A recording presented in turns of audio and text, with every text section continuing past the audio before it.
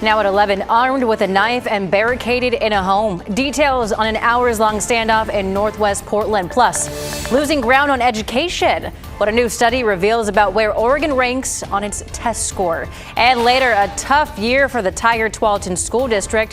How soon its superintendent plans to leave after announcing she's retiring. Thank you for joining us on this Friday night. We're going to take a quick look outside after a beautiful day of sunshine, but they say great things don't last long, or whatever it is they say. I'm joined with Chief Meteorologist Matt Zaffino.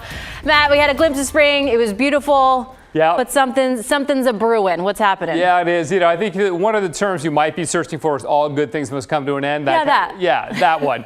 And it will, but I tell you what, it's a great night out there. We have a clear sky. We'll show you the full moon a little bit later. 45 degrees at the moment. And tomorrow's going to be a good day too, but today we hit 63. That's our warmest day in nearly 3 months. You got to go back to the 5th of December to get a day warmer than today, obviously then the warmest day of 2024 so far. And it was just the Portland area. The entire state had mild weather. 61 in Bend, the hot spot was at 65 down in Brookings. Now, I told you about the full moon, right? Full moon rising.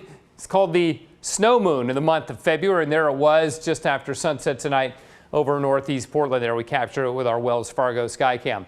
Okay, so we are going to see rain roll in. A cold rain begins on Sunday, later in the afternoon and the evening hours, but Saturday will be dry. We just won't be in the 60s, but still we get plenty of sunshine tomorrow. So there's still kind of a good day on the way for half the weekend. Wet snowflakes possible Monday, Tuesday morning. No accumulation in the valley floor. Really nothing going on in terms of valley snow.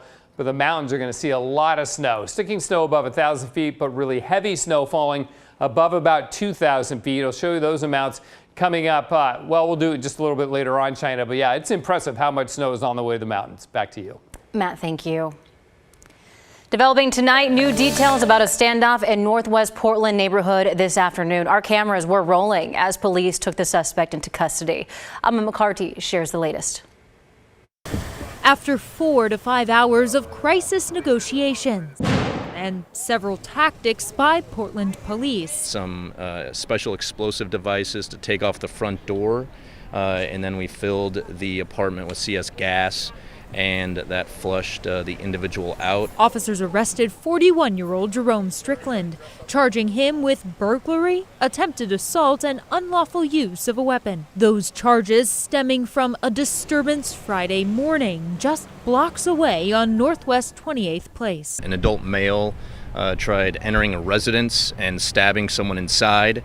Someone inside that residence grabbed a gun and shot at the suspect, who was not hit and fled the area. He bolted into my apartment complex right behind my apartment. And I watched him and made eye contact with him and saw what looked like a 2-foot blade hidden up the backside of his arm. Audra Prothro told us after this interaction, she flagged down first responders. I was like, I'm so sorry, sir. I need you to call the police right now. I think he might have just broken into my neighbor's apartment. I am beyond afraid. Within minutes, police swarmed the scene and by 3:45 eventually persuaded the suspect to leave the apartment. We do know that incidents like this can impact a neighborhood. We know our response out here was an inconvenience to everyone who lives here, and we are extremely grateful for the cooperation. Portland police say that no one was injured. Investigators say the people living in the first home somehow knew the suspect. Strickland remains behind bars in the Multnomah County Detention Center. China? Alma, thank you for reporting this. Glad nobody was hurt. All right, let's get you caught up on tonight's other headlines. The body of a teenager that was discovered 54 years ago has been identified with the help of new DNA testing. She's been identified as Sandra Young, a Grant High School student who went missing in the late 1960s. According to the Oregonian, her body was found by a Boy Scout leader in a shallow grave on Sauvie Island in February of 1970. We were really happy and honored to be a part of this resolution, as bittersweet as it is, because finally we have a first and last name for this teenage girl, and finally we're able to give her back to her family. Investigators believe Young could be the victim of a violent crime. They say her skull was fractured and it's likely she was murdered. In Vancouver, more than 50 firefighters and first responders were called out to a high-rise fire. It sparked around 10:30 this morning at the Smith Tower Apartments on Washington Street. When firefighters got there, they found smoke-filled hallways and fire in one unit. It was quickly extinguished. The person who lives in the unit wasn't hurt, but will have to find somewhere else to live. No word yet on the cause. And the superintendent of the Tigard-Tualatin School District is stepping down at the end of the school year. Dr. Sue Ricky Smith made the announcement today, saying it's time to retire after her 25-year career in education. It's been a tough school year at the district, though, including multiple threats made against Hazelbrook Middle School after a student-on-student attack got shared all over social media. Since then, some parents have called for her to step down. Tonight, 4,600 workers at Oregon's 7 public universities are one step closer to a strike after the union that represents them declared an impasse. So this includes staff like janitors and cooks. The universities and the union have until March 1st to submit final contract proposals. The earliest a walkout could come is sometime in April. The universities released a statement today expressing hope that a strike will not happen, but are making plans in case one does. As students across the country are closing learning gaps after the pandemic, Oregon kids are losing ground. Harvard and Stanford professors found Oregon students scored worse from 2022 to 2023. Elementary and middle schoolers are 3/4 of a year behind grade level in math and 2/3 of a year behind in reading.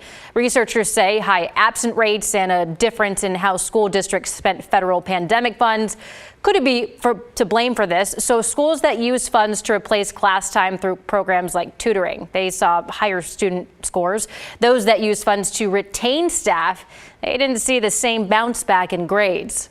We handed out, $190 billion to school districts around the country and said, here, you figure it out.